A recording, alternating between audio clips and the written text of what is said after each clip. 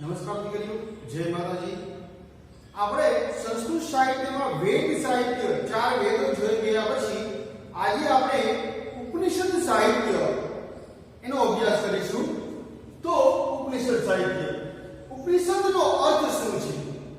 ઉપનિષદ સ્ત્રીલિંગ શબ્દ છે અને ઉપ પ્લસ ની પ્લસ સદ ધાતુમાંથી એ બનેલો છે। તેથી તેનો અર્થ ગુરુ પાસે નિષ્ઠાપૂર્વક બેસીને રહીને પ્રાપ્ત કરવામાં આવતું જ્ઞાન એવો થાય છે। અહીંયા કહ્યું છે કે ઉપનિષદનો અર્થ ગુરુ પાસે બેસીને નિષ્ઠાપૂર્વક બેસીને રહીને એમની પાસે રહીને નિષ્ઠાપૂર્વક પ્રાપ્ત કરવામાં આવતું જ્ઞાન એટલે ઉપનિષદ। વૈદિક સાહિત્યમાં સૌથી છેલ્લે આવતું હોવાથી આ ઉપનિષદ સાહિત્ય વેદાંત તરીકે ઓળખાય છે। હવે અહીંયા તમને પ્રશ્ન પૂછવામાં આવે કે વેદાંત સાહિત્ય તરીકે કયું સાહિત્ય ઓળખાય છે? તો કે ઉપનિષદ। અહીંયા શું કહ્યું છે કે વૈદિક સાહિત્યમાં સૌથી છેલ્લે આવતું હોવાથી ઉપનિષદ સાહિત્ય છે એ વેદાંત તરીકે, વેદોનોંધ એટલે વેદાંત તરીકે ઓળખાય છે। ઉપનિષદનું ચિંતન મુખ્યત્વે જીવ, જગત અને ઈશ્વરને આવરી લે છે। અહીંયા ઉપનિષદમાં શેનું ચિંતન કરવામાં આવ્યું છે, શેનો વિચાર કરવામાં આવ્યો છે? તો કે જીવ શું છે, જગત આ દુનિયા શું છે, જગદીશ કે ઈશ્વર શું છે, એ સંબંધી ચર્ચાઓ છે એ ઉપનિષદમાં કરવામાં આવી છે। તેમાં પણ મહત્વનું ચિંતન ઈશ્વર કે બ્રહ્મ વિશેનું છે। આથી આ ઉપનિષદોને બ્રહ્મ વિદ્યા પણ કહે છે। અહીંયા શું કહ્યું છે કે એમાં પણ મહત્વનું ચિંતન છે એ ઈશ્વર કે બ્રહ્મ વિશેનું છે કે બ્રહ્મ શું છે, ઈશ્વર શું છે, આના વિશેનું ચિંતન, આના વિશેની ચર્ચા, તર્ક કરવામાં આવ્યું છે એ ઉપનિષદ સાહિત્ય છે। આથી એને બ્રહ્મ વિદ્યા પણ કહે છે। હવે ઉપનિષદોની સંખ્યા કેટલી છે એ જોઈએ। ઉપનિષદનો અર્થ જોયો આપણે કે ગુરુ પાસે નિષ્ઠાપૂર્વક બેસીને રહીને પ્રાપ્ત કરવામાં આવતું જ્ઞાન એટલે ઉપનિષદ આપણે જોયું। ઉપ પ્લસ ની પ્લસ સદ, ઉપ એટલે પાસે, પાસે બેસીને રહીને પ્રાપ્ત કરવામાં આવતું જ્ઞાન। પહેલાના સમયમાં તમે જોયું હશે, શાસ્ત્રોમાં વાંચ્યું હશે કે પહેલા ગુરુ પાસે આશ્રમ શાળાઓમાં, આશ્રમોમાં રહીને જ્ઞાન પ્રાપ્ત કરવામાં આવતું। એમાં શિષ્ય છે એ ગુરુને પોતાના જે કંઈ પ્રશ્નો હોય મનમાં એ પ્રશ્નો પૂછે અને ગુરુ એનું સમાધાન કરે, નિરાકરણ કરે, એના દ્વારા ચર્ચા કરવામાં આવતી। આ ઉપનિષદ એટલે જે ગુરુ પાસે નિષ્ઠાપૂર્વક બેસીને રહીને પ્રાપ્ત કરવામાં આવતું જ્ઞાન છે। ઉપનિષદોની સંખ્યા કેટલી છે? તો કે ઉપનિષદોની સંખ્યા 200 થી પણ વધારે છે। અહીંયા શું કહ્યું છે? ઉપનિષદોની સંખ્યા 200 થી વધારે છે। આમાંથી 108 ઉપનિષદોને સારભૂત ઉપનિષદો માનવામાં આવે છે। આ 200 માંથી પણ 108 ઉપનિષદો છે એ મુખ્ય છે અને સારભૂત માનવામાં આવે છે। આમાં પણ અતિ પ્રસિદ્ધ ઉપનિષદો માત્ર 10 છે અને આ 108 ઉપનિષદોમાંથી પણ જે છે મુખ્ય અતિ પ્રસિદ્ધ, જે ખૂબ પ્રસિદ્ધ થયા હોય એવા ઉપનિષદો માત્ર 10 છે। ક્યાં ક્યાં? તો કે ઈશાવાસ્ય, કેન, કંઠ, પ્રશ્ન, મુંડક, માંડુક્ય, તૈતરીય, ઐતરેય, છાંદોગ્ય અને બૃહદારણ્યક આ મુખ્ય છે। આ 10 મુખ્ય છે જેમાં ખૂબ રસ વિષય, ખૂબ રસપ્રદ એવા વિષયો આમાં આપેલી છે। આમાં મુખ્ય ઉપનિષદોમાં શ્વેતર ઉપનિષદનો પણ કેટલાક વિદ્વાનો સમાવેશ કરે છે। આ 10 મુખ્ય છે એમાં કેટલાક વિદ્વાનો એક વધારાનો ઉપનિષદનો ઉમેરો કરે છે, શ્વેતાશ્વેતર ઉપનિષદનો પણ। આ રીતે પ્રમુખ ઉપનિષદો 11 છે। એટલે પ્રમુખ ઉપનિષદો 11 11 આપણે જોયું કે 200 થી વધારે ઉપનિષદો છે એમાં મુખ્ય છે ઉપનિષદોની સંખ્યા એ 108 છે એ 108 માંથી પણ જે અતિ પ્રસિદ્ધ ઉપનિષદો છે એ 10 છે જે આપણે જોયા ઈશાવાસ્ય કેન કંઠ પ્રશ્ન મુંડક માંડુક્ય તૈતરીય ઐતરેય છાંદોગ્ય અને બૃહદારણ્યક અને આ મુખ્ય ઉપનિષદોમાં અમુક વિદ્વાનો છે એ શ્વેતાશ્વતર ઉપનિષદનો સમાવેશ કરે છે એટલે પ્રમુખ ઉપનિષદો 11 છે. હવે આગળ આપણે ઉપનિષદોનો રચનાકાળ જોઈએ. અતિ પ્રાચીન ગણાતા આ ઉપનિષદોનો રચનાકાળ ઈસવીસન પૂર્વે 1500 થી શરૂ કરી ભગવાન બુદ્ધના જન્મ પહેલાનો એટલે કે ઈસવીસન પૂર્વે 700 સુધીનો માનવામાં આવે છે. આ ઉપનિષદોનો રચનાકાળ જોઈએ તો ઈસવીસન પૂર્વે ઈસવીસન શરૂ થયું એટલે ઈસવીસન પૂર્વે એ પહેલા ઈસવીસન પૂર્વે 1500 થી શરૂ કરી ઈસવીસન પૂર્વે 700 સુધીનો આ ઉપનિષદોનો રચનાકાળ માનવામાં આવે છે. હવે ઉપસંહારને જોઈએ. અહીંયા શું ચર્ચા કરવામાં આવી છે?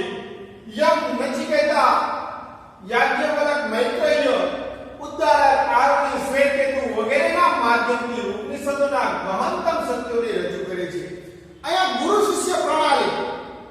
શિષ્ય ગુરુને પ્રશ્નો પૂછે, ગુરુ એને જવાબ આપે. આ પ્રશ્નોમાં જે છે વિશ્વનું ગહનતમ સાહિત્ય સત્ય છે એ આ પ્રશ્નોમાં એના જવાબમાં રજૂ કરવામાં આવ્યું છે. ઉપનિષદના વિષયમાં પરમાત્મા, જીવાત્મા, જગતનું સ્વરૂપ, મોક્ષની સ્થિતિ અને તેની પ્રાપ્તિના સાધનો, સૃષ્ટિની ઉત્પત્તિનો સમાવેશ પણ થાય છે. એના વિષયોમાં પરમાત્મા શું છે, જીવાત્મા શું છે, જગતનું સ્વરૂપ શું છે, મોક્ષની સ્થિતિ, મોક્ષ કેવી રીતે મેળવવો અને તેની પ્રાપ્તિના સાધનો, મોક્ષની પ્રાપ્તિ કેવી રીતે થઈ શકે એના સાધનો શું છે એ અને સૃષ્ટિની ઉત્પત્તિ કેવી રીતે થઈ એનો તમામ વિષયોનો આ ઉપનિષદોમાં સમાવેશ થાય છે. ઉપનિષદોનો કેન્દ્રવર્તી સિદ્ધાંત એકેન વિજ્ઞાનેન સર્વ ઇદમ વિજ્ઞાત ભવતિ. એનો અર્થ થાય છે એક બ્રહ્મને જાણી લેવાથી આ બધું જ જાણી લેવાય છે એ છે. આ ઉપનિષદનો કેન્દ્રવર્તી સિદ્ધાંત, કેન્દ્રવર્તી વિચાર શું છે તો કે એક બ્રહ્મને જાણી લેવાથી બધું જ જાણી લેવાય છે. આ એનો કેન્દ્રવર્તી સિદ્ધાંત, કેન્દ્રવર્તી વિચાર છે. આખા વિશ્વને શાંતિ માર્ગે દોરી જનારું આ સાહિત્ય છે. આખા વિશ્વને શું છે? શાંતિ માર્ગે દોરી જાય છે. તમામ સમસ્યાઓના વાસ્તવિક સમાધાન છે એ આ ઉપનિષદોમાં રહેલા છે. માનવીની તમામ જે સમસ્યાઓ જીવનમાં આવે છે એના વાસ્તવિક પ્રેક્ટિકલ રીતે જે વાસ્તવિક સમાધાન છે એ આ ઉપનિષદો વાંચવાથી આપણને મળી જાય છે. આ તમે જોયું ઉપનિષદનો અર્થ, ઉપનિષદોનો કેટલા ઉપનિષદો છે એની સંખ્યા જોઈ, ત્યારબાદ આપણે એનો રચનાકાળ જોયો અને ત્યારબાદ ઉપસંહારમાં જોયું કે ગુરુ શિષ્ય પ્રણાલી અહીંયા છે. એના વિષયો શું છે તો કે જીવાત્મા, પરમાત્મા, જગતનું સ્વરૂપ, મોક્ષની પ્રાપ્તિ, સૃષ્ટિની ઉત્પત્તિ વગેરે એના વિષયો છે. અને એનો કેન્દ્રવર્તી સિદ્ધાંત જે છે કે એક બ્રહ્મને જાણી લેવાથી બધું જ જાણી લેવાય છે. ત્યારબાદ આપણે જોયું કે આ ઉપનિષદ સાહિત્ય વિશ્વને શાંતિ માર્ગે દોરી જનારો છે અને માનવીની વાસ્તવિક સમસ્યાઓનું સમાધાન પણ ઉપનિષદોમાં મળી રહે છે. આ ઉપનિષદ સાહિત્ય છે એ ખૂબ જ ઉપયોગી સાહિત્ય છે.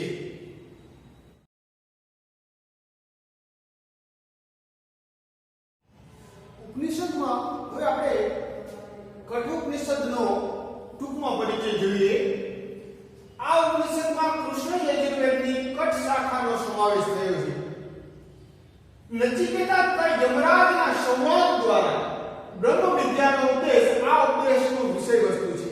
આ ઉપનિષદનો મુખ્ય વિષય વસ્તુ જે નચિકેતા બાળક છે એ અને યમરાજના સંવાદ દ્વારા બંને વચ્ચેની વાતચીત દ્વારા બ્રહ્મ વિદ્યાનો ઉપદેશ છે એ આ ઉપનિષદનો મુખ્ય વિષય વસ્તુ છે. યમરાજ નચિકેતાને 3 વરદાન માંગવાનું કહે છે. નચિકેતા બાળક છે છતાં મહાજ્ઞાની છે. ઘરડી ગાયો દાનમાં આપી પુણ્ય કમાવાની કામના કરનાર તેના પિતા સંસારી જીવાત્માનું પ્રતીક છે. જ્યારે નચિકેતા મોહથી મુક્ત છે. પિતાના ક્રોધથી યમરાજ પાસે ગયેલ નચિકેતા યમરાજાને પ્રસન્ન કરી બ્રહ્મ જ્ઞાન પ્રાપ્ત કરે છે. કઠોપનિષદની આ કથા અત્યંત પ્રભાવક છે. તેના મંત્રોમાં પણ બાળક જેવી મુગ્ધતા, મધુરતા અને સરળ અને સરળતા છે. હવે આ કઠોપનિષદની મુખ્ય કથા જે છે એ નચિકેતા અને યમરાજના સંવાદ દ્વારા બ્રહ્મ વિદ્યાનો જે ઉપદેશ છે, સંસાર શું છે, મૃત્યુ શું છે, એનો જે સંવાદ વાતચીત થાય છે એ મુખ્ય વિષય છે. હવે બને છે એવું કે જે નચિકેતા છે એના પિતા જે ઋષિ છે એક મોટો યજ્ઞ કરે છે અને આ યજ્ઞમાં એ બધું દાન આપવા લાગે છે. એમાં તે જે દાનમાં આપે છે એ ઘરડી ગાયો જે છે બ્રાહ્મણોને દાનમાં આપે છે.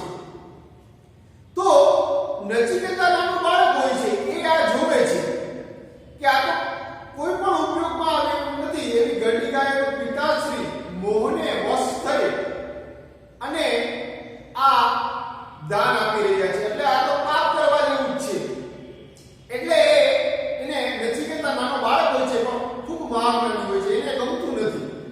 એ પિતાશ્રીને પ્રશ્ન પૂછે છે કે તો હવે મને કોને દાનમાં આપશો? તમે જે આ કાર્ય કરી રહ્યા છો એ યોગ્ય નથી, ઘરડી ગાયોનું દાન. એટલે મને કોને દાનમાં આપશો? એટલે નચિકેતાના પિતા જે છે ઋષિ એ એના ઉપર ધ્યાન નથી દેતા બાળકની વાત ઉપર. પણ વારંવાર જ્યારે નચિકેતા એમને એ પ્રશ્ન કરે છે એના પિતાને, ત્યારે એના પિતા છે એ ક્રોધિત થઈ જાય છે અને એને કહે છે કે જા હું તને મૃત્યુને યમરાજાને દાનમાં આપું છું. ત્યારે નચિકેતા જે છે એ પોતાની પિતાની આજ્ઞાનું પાલન કરવા તૈયાર થાય છે કે સારું પિતાશ્રી, હવે તમે જ્યારે કહ્યું છે કે હું તને મૃત્યુને યમરાજને દાનમાં આપું છું તો હું મૃત્યુ પાસે જઈશ, યમરાજ પાસે જઈશ. અને તે ઘણો બધો પછી સમજાવવા છતાં પણ એ સમજતો નથી અને એ યમરાજ પાસે જાય છે. યમના દ્વારે જાય છે તો યમના દૂતો છે એને ત્યાં પ્રવેશ કરવા દેતા નથી, યમ દ્વારે જ રાખે છે. કહે છે કે હજી તું બાળક છો અને તારું મૃત્યુ તો આવ્યું નથી.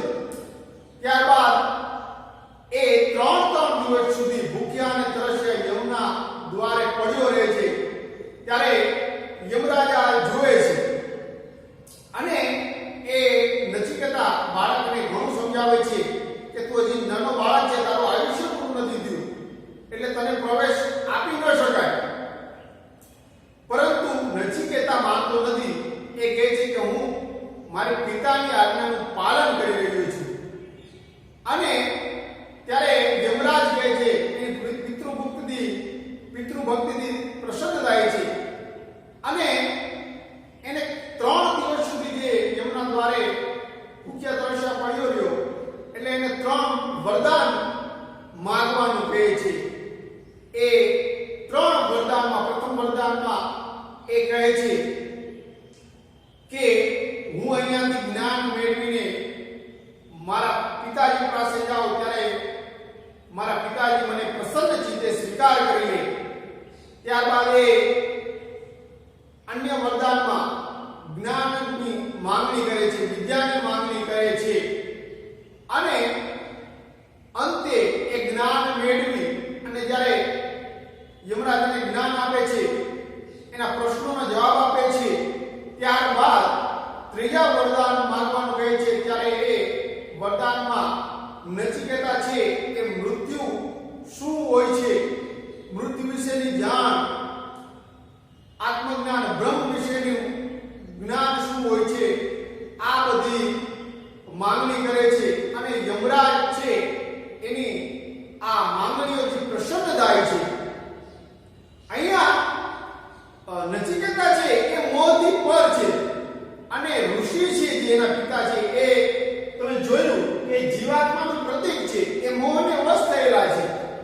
સંસારમાં જો મોહથી પર થવું હોય તો આ નચિકેતા જે યમરાજાનું આખ્યાન છે ખૂબ જ ઉપયોગી છે. કઠોપનિષદમાં ખૂબ જ રોચક અહીં આપવામાં આવ્યું છે જે આપણે પણ એ વાંચવું જોઈએ. અહીંયા જોયું આપણે ફરીથી એને પુનરાવર્તન કરી દઈએ કે આ ઉપનિષદમાં કૃષ્ણ યજુર્વેદની ખંડ શાખાનો સમાવેશ થાય છે. નચિકેતા યમરાજના સંવાદ દ્વારા બ્રહ્મ વિદ્યાનો ઉપદેશ આ ઉપનિષદનું વિષય વસ્તુ છે. યમરાજા નચિકેતાને 3 વરદાન માંગવાનું કહે છે. નચિકેતા બાળક છે છતાં મહાજ્ઞાની છે. ઘરડી ગાયો દાનમાં આપી પુણ્ય કમાવાની કામના કરનાર તેના પિતા સંસારી જીવાત્માનું પ્રતીક છે. જ્યારે નચિકેતા મોહથી મુક્ત છે, પિતાના ક્રોધથી યમરાજા પાસે ગયે નચિકેતા યમરાજાને પ્રસન્ન કરી બ્રહ્મ જ્ઞાન પ્રાપ્ત કરે છે. કઠોપનિષદની આ કથા અત્યંત પ્રભાવક છે. તેના મંત્રોમાં પણ બાળક જેવી મુક્તતા, મધુરતા અને સરળતા અને તરલતા છે.